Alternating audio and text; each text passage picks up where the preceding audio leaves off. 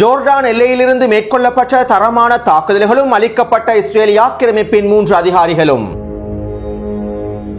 காசாவில் உள்ள ஹமாஸின் சுரங்கவழி பாதைகள் தொடர்பாக வெளியாகி இருக்கக்கூடிய மிக முக்கியமான ஆவணம். ஏன் இஸ்ரேலிய ஆக்கிரமிப்பு இனப்படுகொலை பயங்கரவாத இராணுவத்தினால் ஹமாஸின் மூலோபாய சுரங்கவழி பாதைகளை கண்டுபிடிக்க முடியவில்லை? ஈரானுக்கும் இஸ்ரேலிய ஆக்கிரமிப்புக்கும் இடையிலே நடைபெற்று வந்த ரகசியமான கடற்படை போர். இஸ்ரேலிய ஆக்கிரமிப்பின் பொருளாதாரத்தினை முடக்கக்கூடிய BDS வேலை திட்டங்கள். வடக்கு காசாவில் வெற்றிகரமான மீள் கட்டமைப்பு வேலை திட்டங்களை மேற்கொண்டு வரும் பலஸ்தீனிய போராளிகள்.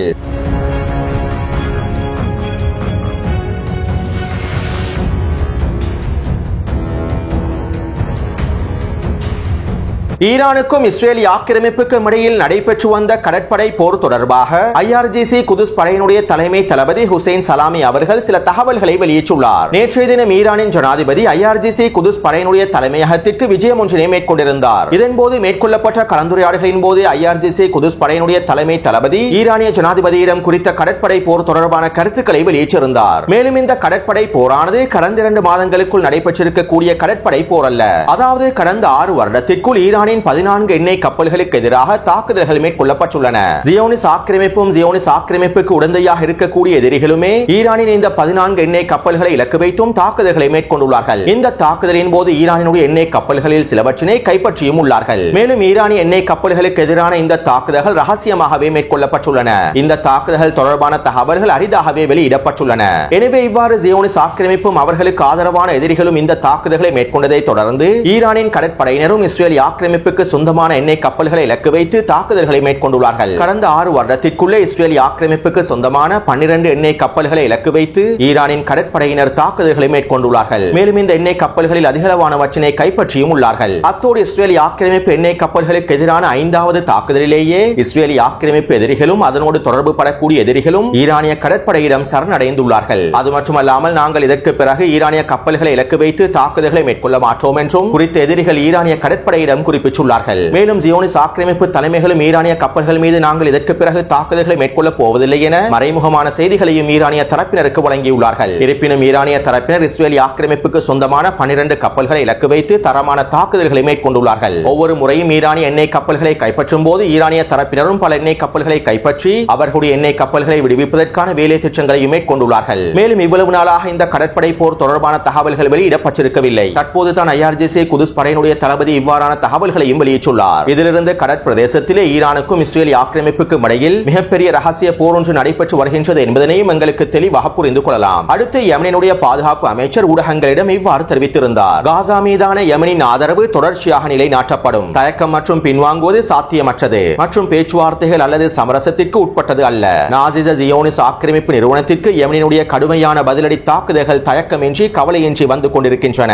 சரியான நேரத்தில் சரியான விதத்தில் நாங்கள் ஜியோனிஸ் ஆக்கிரமிப்புக்கு எதிரான பதிலடி தாக்குதல்களை மேற்கொள்வோம். மேலும் நாங்கள் ஜியோனிச பைத்தியக்கார தனத்தை சந்திப்பதற்கும் தயாராகவே இருக்கின்றோம் என யமனினுடைய பாதுகாப்பு அமைச்சர் தெரிவித்துள்ளார். அடுத்து நேற்று மாலை அமெரிக்க ஆக்கிரமிப்பு யமனிலே வான்வழி தாக்குதல்களை மேற்கொள்வதற்காக MQ-9 ட்ரோன்களை அனுப்பியுள்ளது. இந்த சந்தர்ப்பத்தில் யமன் ஹவுதி ராணுவத்தினர் அமெரிக்காவின் MQ-9 ட்ரோன் ஒன்றினை சுட்டு வீழ்த்தியுள்ளார்கள். $32 மில்லியன் பெறுமதி வாய்ந்த அமெரிக்காவின் இந்த ட்ரோனை வெறும் தோட்டாக்கள் மூலமாகவும் மலிவான ஏவுகணைகள் மூலமாகவுமே சுட்டு வீழ்த்தியுள்ளார்கள். எனவே அமெரிக்க ஆக்கிரமிப்பு செங்கடல் பிரதேசத்தில் மாத்திரம் தோல்வி அடையவில்லை. யமனினுடைய வான்பரப்பிலும் அமெரிக்க ஆக்கிரமிப்பு தோல்வி அடைந்து விட்டது. மேலும் இதுவரை அமெரிக்க ஆக்கிரமிப்பின் 8 MQ-9 ட்ரோன்களை யமன் ஹவுதி ராணுவத்தினர் சுட்டு வீழ்த்தியுள்ளார்கள் என்பதும் குறிப்பிடத்தக்க விடயமாகும். அடுத்து ஹிஸ்புல்லா ராணுவத்தினர் ஆக்கிரமிக்கப்பட்ட வடக்கு பிரதேசத்தில் நேற்றைய தினம் மொத்தமாக 10 தாக்குதல்களை மேற்கொண்டிருந்தார்கள். இதற்கமைவாக நேற்றிரவு ஐலட் ஹஷாஹர் பிரதேசத்தில் அமைக்கப்பட்டிருக்கக்கூடிய 91வது புதிய கட்டளை தளத்தினை இலக்கு வைத்து 5 ட்ரோன் தாக்குதல்களை மேற்கொண்டுள்ளார்கள். குறித்த கட்டளை தளத்திற்கு அருகாமையில் 6க்கும் அதிகமான அயன்டோம் அமைப்புகள் காணப்படுகின்றன.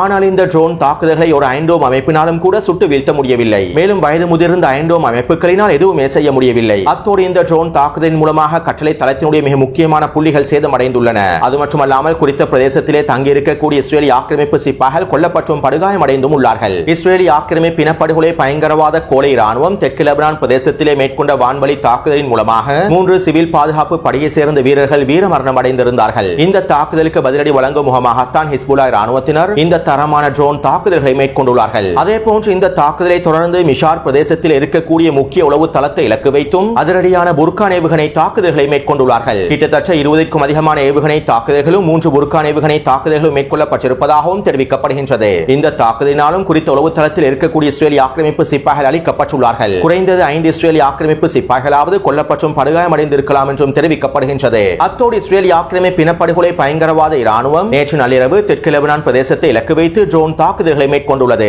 இந்த சந்தர்ப்பத்தில் இந்த ட்ரோன் தாக்குதல்களை முறியடிக்கும் முகமாக ஹிஸ்புல்லா இராணுவத்தினர் வான் பாதுகாப்பு ஏவுகணை தாக்குதல்களை மேற்கொண்டுள்ளார்கள். மேலும் இந்த வான் பாதுகாப்பு ஏவுகணை தாக்குதலின் மூலமாக குறித்த ட்ரோன்கள் முழுமையாக வெளியேறி இருப்பதாகவும் எந்தவிதமான தாக்குதல்களையும் மேற்கொள்ளவில்லை என்றும் லெபனான் ஊடகங்கள் குறிப்பிட்டுள்ளன. அடுத்து இன்று காலை ஹிஸ்புல்லா இராணுவத்தினர் கிரியட் ஷமோனா பிரதேசத்தில் இருக்கக்கூடிய கட்டளை தளத்தை இலக்கு வைத்தும் குறித்த பிரதேசத்தில் இருக்கக்கூடிய நிலத்தரர்களின் குடியிருப்பு பிரதேசங்களை இலக்கு வைத்தும் ஃபலாக் ஏவுகணை தாக்குதல்களை மேற்கொண்டுள்ளார்கள். இந்த தாக்குதலினால் குறித்த பிரதேசத்தில் தீ பரவல் ஏற்படுத்தப்பட்டுள்ளது. மேலும் குறித்த தாக்குதலை தொடர்ந்து கிரியட் ஷமோனா பிரதேசத்தை இலக்கு வைத்து 40க்கும் அதிகமான ஏவுகணை தாக்குதல்களை மேற்கொண்டுள்ளார்கள். இதைத் தொடர்ந்து இன்று மாலை அல் நக்கூரா பிரதேசத்தில் இருக்கக்கூடிய இஸ்ரேலிய ஆக்கிரமிப்பின் கடற்படை முகாமை இலக்கு வைத்து ஹிஸ்புல்லா இராணுவத்தினர் 4 ட்ரோன் தாக்குதல்களை மேற்கொண்டுள்ளார்கள். குறித்த பிரதேசத்தில் இருக்கக்கூடிய பயங்கரவாத கடற்படையினரை இலக்கு வைத்து இந்த தாக்குதல்களை மேற்கொண்டுள்ளார்கள். மேலும் இந்த தாக்குதலின் மூலமாகவும் பல இஸ்ரேலிய ஆக்கிரமிப்பு சிப்பாய்கள் கொல்லப்பட்டும் படுகாயங்களுக்கும் உள்ளாக்கப்பட்டுள்ளார்கள்.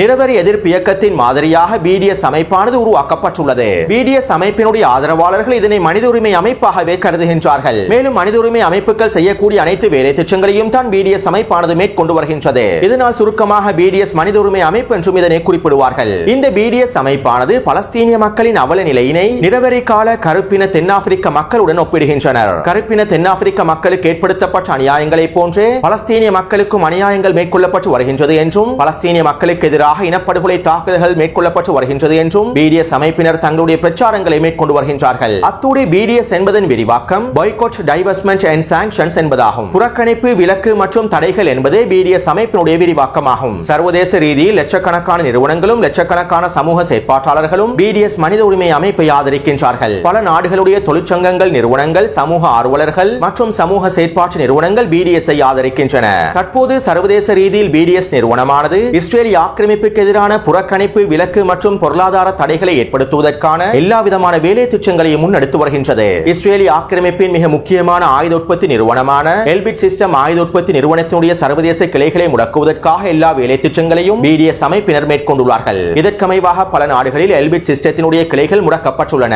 மேலும் எல்பிட் சிஸ்டத்துடன் தொடர்பு படக்கூடிய நிறுவனங்களின் முதலீடுகளையும் இவர்கள் பின்வாங்க வைத்துள்ளார்கள். இதே போன்று இஸ்ரேலிய ஆக்கிரமிப்பின் பொருளாதாரத்திற்கு உதவக்கூடிய இஸ்ரேலிய ஆக்கிரமிப்பு நிறுவனங்களையும் ஏனைய நாடுகளில் இருக்கக்கூடிய நிறுவனங்களையும் இவர்கள் தொடர்ச்சியாக முடக்கி வருகின்றார்கள். குறித்த நிறுவனங்களுக்கு எதிராக அழுத்தங்களை வழங்குவதன் மூலமாகவும் அமைதியான ஆர்ப்பாட்டங்களை மேற்கொள்வதன் மூலமாகவும் தொழிற்சங்கங்கள் மூலமாக நடவடிக்கைகள் எடுப்பதன் மூலமாகவும் இந்த நிறுவனங்களை முடக்கி வருகின்றார்கள். ஏன் அமெரிக்க பல்கலைக்கழக மாணவர்களுடைய போராட்டத்திற்கு பின்னாலும் இந்த BDS அமைப்பானது மனித உரிமை அமைப்பானது காணப்படுகின்றது. தற்போது அமெரிக்காவின் பல பல்கலைக்கழகங்கள் இஸ்ரேலிய ஆக்கிரமிப்புடனான முதலீடுகளை ரத்து செய்துள்ளன. இஸ்ரேலிய ஆக்கிரமிப்புடனான தொடர்புகளை முழுமையாக ரத்து செய்துள்ளன.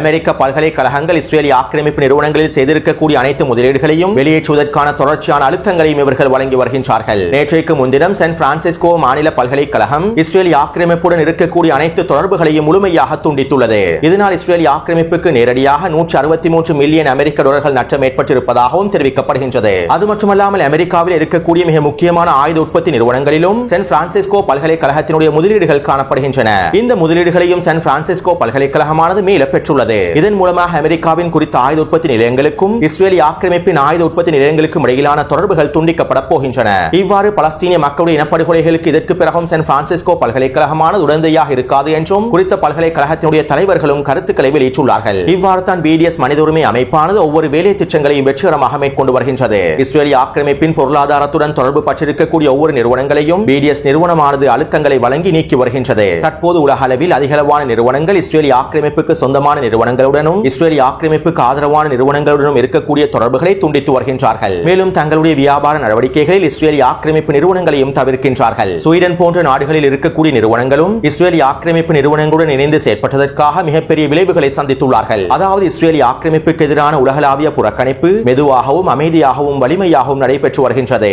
இஸ்ரேலிய ஆக்கிரமிப்பினை சர்வதேச ரீதியில் தனிமைப்படுத்துவதற்கான வேலை திட்டங்கள் மெதுவாகவும் அமைதியாகவும் வலிமையாகவும் நடைபெற்று வருகின்றது. இதன் மூலமாக இஸ்ரேலிய ஆக்கிரமிப்புடைய பொருளாதாரமானது மிகப்பெரிய வீழ்ச்சியை நோக்கி நகர்ந்து கொண்டிருக்கின்றது. காசாவின் யுத்த காலத்தின் மூலமாக இஸ்ரேலிய ஆக்கிரமிப்பின் பொருளாதாரம் மிகப்பெரிய சிக்கலுக்குள் தள்ளப்பட்டுள்ளது. மேலும் இந்த யுத்தம் ஆரம்பிக்கப்பட்டதிலிருந்து சர்வதேச ரீதியில் இஸ்ரேலிய ஆக்கிரமிப்பு தனிமைப்படுத்தப்பட்டு வருவதனாலும் இஸ்ரேலிய ஆக்கிரமிப்பின் பொருளாதாரம் பாரிய அளவில் வீழ்ச்சியடைந்து வருகின்றது.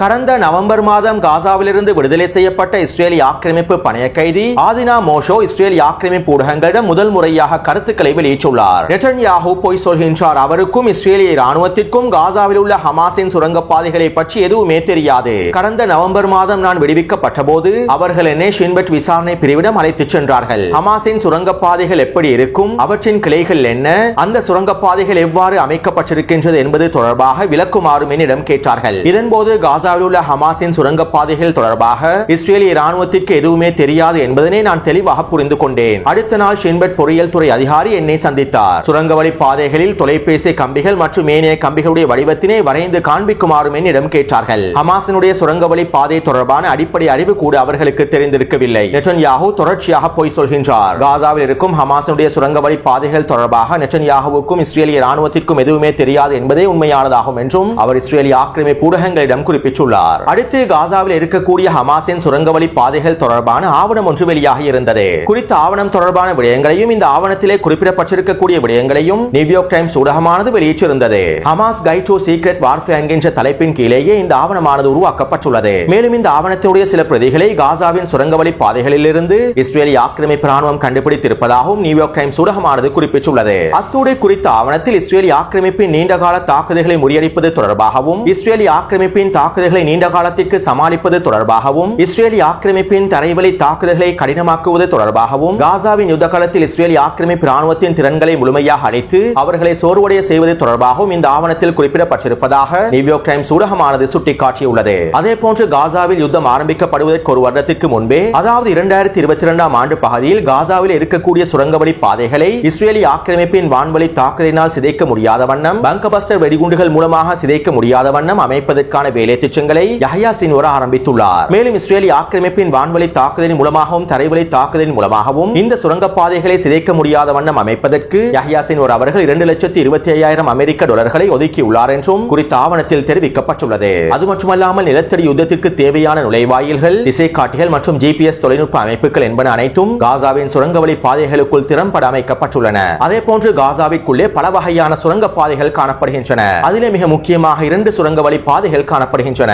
ஒன்று தாக்குதலுக்காக பயன்படுத்தக்கூடிய தாக்குதல் சுரங்க பாதைகள். இவ்வாறு தாக்குதலுக்காக பயன்படுத்தக்கூடிய சுரங்கவழி பாதைகள் மாத்திரம் காசாவிலே 300 கிலோமீட்டர் நீளமளவில் அமைக்கப்பட்டிருப்பதாக தெரிவிக்கப்படுகின்றது. மேலும் இந்த தாக்குதலுக்காக பயன்படுத்தக்கூடிய சுரங்கவழி பாதைகளில் 20% தான் இஸ்ரேலிய ஆக்கிரமிப்பு இனப்படுகொலை பயங்கரவாத இராணுவம் கண்டுபிடித்துள்ளது. இதேபோன்று காசாவின் களத்திலே 250 கிலோமீட்டர் நீளத்திற்கும் அதிகமான மூலோபாய சுரங்கவழி பாதைகளும் காணப்படுகின்றன. இந்த மூலோபாய சுரங்கவழி பாதைகளில் தான் ஆயுத உற்பத்திகளும் ஏனைய வேலை திட்டங்களும் மேற்கொள்ளப்படுகின்றன. ஹமாஸினுடைய தளபதிகள், துணை தளபதிகள் மற்றும் ஏனைய புள்ளிகள் அனைவரும் இந்த மூலோபாய சுரங்கவழி பாதையில் தான் இருக்கின்றார்கள். மேலும் இந்த தகவல்களுக்கு அமைவாக இஸ்ரேலிய ஆக்கிரமிப்பின் இராணுவ ஆய்வாளர்களும் சில கருத்துக்களை வெளியிட்டுள்ளார்கள். காசாவிலே ஹமாஸினால் அமைக்கப்பட்டிருக்கக்கூடிய சுரங்கவழி பாதைகளில் தாக்குதல் சுரங்கவழி பாதைகளுக்கும் மூலோபாய சுரங்கவழி பாதைகளுக்கும் எந்தவிதமான தொடர்புகளும் இல்லாமல் அமைக்கப்பட்டிருக்கலாம். இதனால் தான் காசாவின் யுத்த காலத்தில் இஸ்ரேலிய இராணுவத்தினால் தாக்குதல் சுரங்கவழி பாதைகளை மாத்திரமே கண்டுபிடிக்க முடிந்துள்ளது. மூலோபாய சுரங்கவழி பாதைகள் தாக்குதல் சுரங்கவழி பாதைகளுடன் தொடர்பில்லாததன் காரணத்தினால் இஸ்ரேலிய ராணுவத்தினால் மூலோபாய சுரங்கவழி பாதைகளை கண்டுபிடிக்க முடியவில்லை. இந்த தாக்குதல் சுரங்கவழி பாதைகளை பின்தொடர்ந்து சென்றாலும் இஸ்ரேலிய ராணுவத்தினால் மூலோபாய சுரங்கவழி பாதைகளை கண்டுபிடிக்க முடியவில்லை. எனவே இவ்வாறு தாக்குதல் சுரங்கவழி பாதைகளும் மூலோபாய சுரங்கவழி பாதைகளும் ஒன்றோடொன்று தொடர்பில்லாமல் அமைக்கப்பட்டிருப்பதன் காரணத்தினால் தான் இஸ்ரேலிய ராணுவத்தினால் இவற்றினை கண்டுபிடிக்க முடியவில்லை என்றும் இஸ்ரேலிய ஆக்கிரமிப்பின் இராணுவ ஆய்வாளர்கள் குறிப்பிட்டுள்ளார்கள்.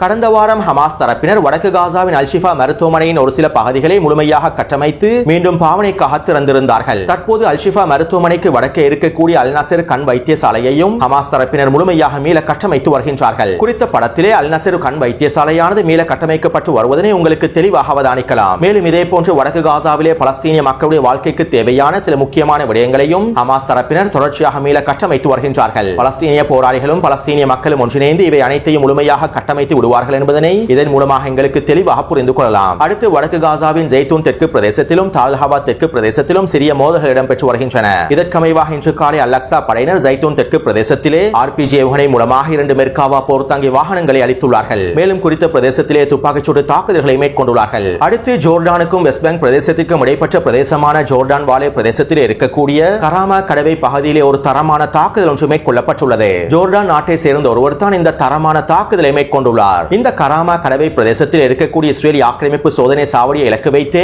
இவர் இந்த துப்பாக்கிச்சூடு தாக்குதல்களை மேற்கொண்டுள்ளார். ட்ரக் வண்டி ஒன்றில் வந்திருக்கக்கூடிய குறித்த நபரே இந்த தாக்குதல்களை மேற்கொண்டுள்ளார். மேலும் இந்த தாக்குதலில் 3 இஸ்ரேலிய ஆக்கிரமிப்பு அதிகாரிகள் கொல்லப்பட்டுள்ளார்கள். 3 அதிகாரிகளுடைய தலையிலேயே சுட்டுக் கொலை செய்துள்ளார். பலஸ்தீனிய மக்கள் மீதான இனப்படுகொலை தாக்குதல்களை இஸ்ரேலிய ஆக்கிரமிப்பு தொடர்ச்சியாக மேற்கொண்டு வருவதனால் ஜோர்டான் நாட்டை சேர்ந்த குறித்த நபர் தன்னுடைய வண்டியின் மூலமாக எல்லைக்கு வருகை தந்து இந்த தாக்குதல்களை மேற்கொண்டிருப்பதாகவும் தெரிவிக்கப்படுகின்றது. அத்தோடு இவர் ஜோர்டான் நாட்டில் இருக்கக்கூடிய அல்கசாம் போராளி என்றும் இஸ்ரேலிய ஆக்கிரமிப்பு ஊடகங்கள் குறிப்பிட்டுள்ளன. மேலும் இதே போன்று ஜோர்டான் நாட்டில் இருக்கக்கூடிய அல்கசாம் படை வீரர்கள் ஜோர்டான் வாலே பிரதேசத்தினூடாக நுழைந்து தாக்குதல்களை மேற்கொள்ளலாம் என்கின்ற சந்தேகம் எழுப்பப்பட்டிருப்பதாகவும் தெரிவிக்கப்படுகின்றது. இதனால் குறித்த எல்லை பிரதேசங்களில் அதிகளவான பாதுகாப்பு பலப்படுத்தப்பட்டுள்ளது. அது மட்டுமல்லாமல் எல்லை பிரதேசத்தில் இருக்கக்கூடிய ஜெரிகோ பலஸ்தீனிய கிராமத்தை இலக்கு வைத்தும் இஸ்ரேலிய ஆக்கிரமிப்பு ஊடுருவல் தாக்குதல்களை ஆரம்பித்துள்ளது. அடுத்து வெஸ்ட் பேங்கினுடைய நப்லஸ் பிரதேசத்திலே தொடர்ச்சியான உக்கிரமான தாக்குதல்கள் மேற்கொள்ளப்பட்டு வருகின்றன. கடந்த 24 மணித்தியாலத்திற்குள் பலஸ்தீனிய போராளிகள் குறித்த பிரதேசத்தில் 6 வெடிகுண்டு தாக்குதல்களை மேற்கொண்டுள்ளார்கள். இந்த தாக்குதலின் மூலமாக 2 புல்டோசர் வண்டிகளை சிதைத்துள்ளார்கள். அது மட்டுமல்லாமல் பல இஸ்ரேலிய ஆக்கிரமிப்பு சிப்பாய்கள் இலக்கு வைத்து துப்பாக்கிச்சூடு தாக்குதல்களை மேற்கொண்டுள்ளார்கள். எனவே இந்த காணொலி தொடர்பான கருத்துக்களை பதிவிடுங்கள். தொடர்ந்து என்னுடன் இணைந்திருங்கள். நன்றி, வணக்கம்.